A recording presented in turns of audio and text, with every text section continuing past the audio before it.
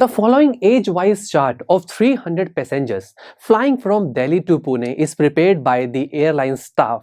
Find the mean of the given data.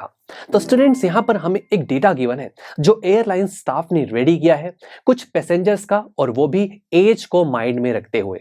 जैसे कि less than 10 years 14, इसका मतलब ये हुआ कि 10 ईयर्स से कम वाले जो पैसेंजर्स हैं वो 14 है। ऐसी लेस देन 20 इज 44, यानी कि 20 ईयर्स से कम जिनकी एज है वो 44 पैसेंजर्स हैं, and up to so on. अब मुझे इस पूरे डेटा का मीन निकालना है। हम जानते हैं कि जब भी हम किसी डेटा का मीन निकालते हैं वहां पर डेटा में जो सबसे पहले हमें जो डेटा है वो इंटरवल्स की फॉर्म में गिवन होता है। या इंटरवल तो कहीं है नहीं, यहाँ तो लेस देन लिखा हुआ है, तो यानी कि पहले हम यहाँ पर इंटरवल्स को फाइंड करेंगे। कैसे? देखो, लेस देन 10 यहाँ पर गिवन है ना, तो पहले हम जो करेक्ट टेबल है वो यहाँ बनाएंगे, फिर कैलकुलेशंस बाद में करेंगे। ओके, तो लेस देन 10 का मतलब ये हुआ कि 10 से कम की बात की जा रही है। इट मींस 10 हमें अपर लिमिट दी गई है कि 10 से कम की बात कर रहे हैं, 10 से ज्यादा नहीं जाना, तो 10 अपर लिमिट है। ऐसे ही लेस देन 20 का मतलब 20 अपर लिमिट है, इससे कम की बात की जा रही है, एंड टू सो ऑन।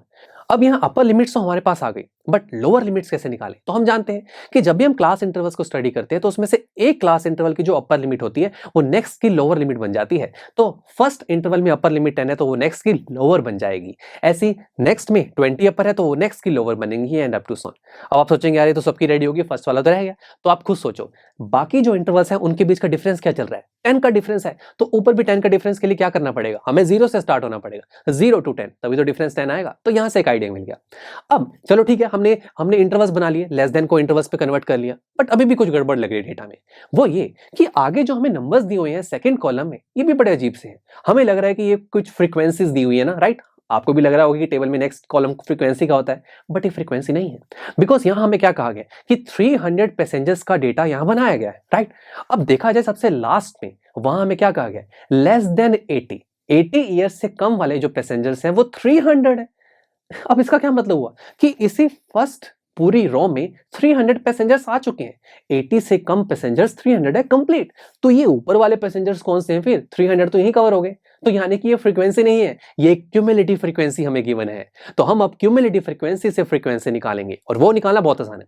सबसे पहले तो क्यूमुलेटिव फ्रीक्वेंसी जो होती है वही फ्रीक्वेंसी होती है। नेक्स्ट के लिए हम क्या करते हैं? हम नेक्स्ट क्यूमुलेटिव फ्रीक्वेंसी से पहले वाली क्यूमुलेटिव फ्रीक्वेंसी माइनस करते हैं, तो 44 माइनस 14 हो जाएगा 13, and up to so on, ऐसे आप चलते चलिए। ओके, तो ये हुई हमारे पास फ्रीक्वेंसी। तो क्यूमुलेटिव फ्रीक्वेंसी का अब हमारे लिए कोई रोल नहीं है, तो हम इसे रिमूव करते हैं और फ्रीक्वेंसी को साथ जोड़ देते हैं। तो ये बन गया अब हमारा कंप्लीट करेक्ट टेबल। तो काफी ज्यादा अमेजिंग क्वेश्चन है ये। तो मतलब टेबल से डायरेक्ट कैलकुलेशंस नहीं हो रही, पहले हमें हमारे टेबल को ठीक करना पड़ा। हमने पहले लेस देन को इंटरवल्स में कन्वर्ट किया, सेकंड कॉलम में देखा तो क्यूमुलेटिव फ्रीक्वेंसीज थी, उसको फ्रीक्वेंसीज में लेके आए।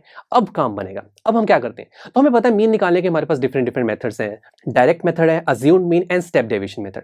बट हम जानते हैं कि इन तीनों में हमारा सबसे पहला स्टेप होता है कि हम हमारे डेटा में क्लास मार्क को फाइंड करते हैं। क्लास मार्क हमारे इंटरवल्स की मिड वैल्यू होती है। जैसे कि 0 to 10 है, इसकी मिड वैल्यू निकालने के लिए हम इसकी लोअर और अपर को ऐड करेंगे, डिवाइड कर देंगे 2 से। सो 0 + 10 डिवाइड बाय 2, आंसर इज 5। ऐसे ही नेक्स्ट इंटरवल के लिए क्या हो जाएगा? 10 + 20 divide by 5 which is equal to 15, and up to so on. ये हो गई क्लास मार्क की वैल्यू। अब बताओ क्या करें? डायरेक्ट मेथड हमें कहता है कि आप fi को xi से डायरेक्ट मल्टीप्लाई कर दो और फॉर्मूला लगा दो। बट रुको यार, xi की वैल्यू कितनी बड़ी बड़ी है ना। अब fi को xi से मल्टीप्लाई करूंगा, वैल्यूज और ज्यादा बड़ी हो जाएंगी और कैलकुलेशंस बहुत मुश्किल हो जाने वाली है। तो फिर नेक्स्ट मेथड हमारे मैथमेटिशियंस तभी बनाया ताकि हमारे कैलकुलेशंस इजी हो सके, और वो था अज्यूम्ड मीन मेथड। इस मेथड में हम सबसे पहले ही अज्यूम करते हैं कि मीन क्या होगा, वो आप कुछ भी मीन अज्यूम कर लीजिए। तो लेट्स से मैंने मान लिया मीन है 45। अभी मीन का वैसे मतलब क्या होता है ये आप जानते हैं ना? अगर नहीं तो मैं बताता हूँ। देखिए 300 पैसेंजर्स का हम जो मीन निकाल रहे हैं एज वाइज, इसका मतलब ये है कि हम ये जानना चाहते हैं कि उन 300 पैसेंजर्स में एवरेज एज क्या है। वो है 45 ईयर्स, वो मैंने अज्यूम कर ली, बीच की एज मान ली 45 ईयर्स के आसपास होगी एवरेज। तो अब हमें एग्जैक्ट चीज निकालनी है। तो एग्जैक्ट के लिए हम देखेंगे कि हमारी एवरेज वैल्यू कितना डेविएट कर रही है ओरिजिनल वैल्यू से। जैसे कि लेट्स से एग्जैक्ट वैल्यू आनी 50 थी, मैंने 45 मान ली, तो मैं अपने आंसर से 5 पीछे हूं। तो ये पीछे वैल्यू है, ये डेविएशन वाली जो वैल्यू है, ये हम निकालते हैं। कैसे? ये हम निकालते हैं अपनी क्लास मार्क की वैल्यूज में से डेविएशंस को माइनस करके।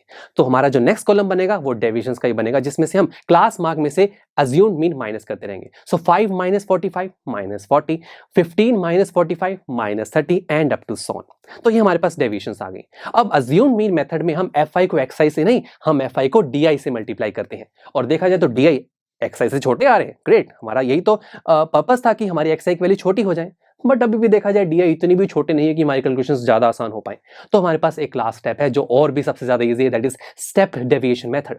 इस मेथड में हम देखते हैं कि हमारी जो भाई डेविएशंस की वैल्यू होती है ना, वो क्लास साइज के मल्टीपल होती है। क्लास साइज यानी कि जो आपके इंटरवल्स के जो साइज है वो 10 10 के गैप थे ना, वो होता है क्लास साइज, जिसे हम h से डिनोट करते हैं। और आप देखिए आपकी सारी डेविएशंस की वैल्यू 10 के मल्टीपल ही तो है, सभी 10 से डिवाइड हो जाते हैं। सो नेक्स्ट कॉलम हमारा ये बनता है कि हम हमारी डेविएशंस को h से डिवाइड कर देते हैं, जिस रेशो को हम बोलते हैं ui। So ui is equal to di/h, ये हमने निकाला। और अब देखो अब वैल्यूज कितनी ज्यादा छोटी हो गई हैं। अब स्टेप डेविएशन मेथड में दोस्तों हम क्या करते हैं, हम fi को ui से मल्टीप्लाई करते हैं, और ये तो बहुत आसान है। ui की वैल्यू कितनी ज्यादा छोटी है, तो फॉर्मूला पर चलते हैं। हमारा जो फॉर्मूला है स्टेप डेविएशन का वो होता है x बार यानी कि mean is equal to assume mean, जो हमने असम्पशन की है, plus u bar h। Now what is u bar? इसका सिंपल सा फॉर्मूला होता है that is summation of fi ui divide by summation of fi। Now summation of fi ui का मतलब कि fi ui की जो वैल्यूज आई हैं, यानी कि fi को जब ui से मल्टीप्लाई करके जो वैल्यूज आपने निकाली हैं उसका सम हमें करना है। सम किया, आंसर -90 आ रहा है, ठीक है। नेक्स्ट है समेशन ऑफ fi, यानी कि जो आपकी फ्रीक्वेंसीज हैं उसका सम, वो तो 300 है, हमें पता ही है, तो बस ये भी वैल्यू पता है।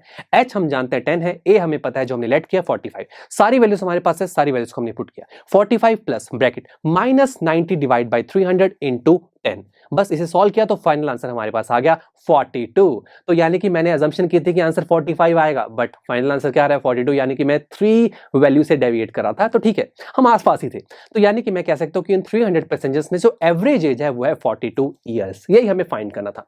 चलिए मिलते हैं आपसे नेक्स्ट लेक्चर में, जहां पर हम हमारे इसी सैंपल पेपर का क्वेश्चन नंबर 13 सॉल्व करेंगे।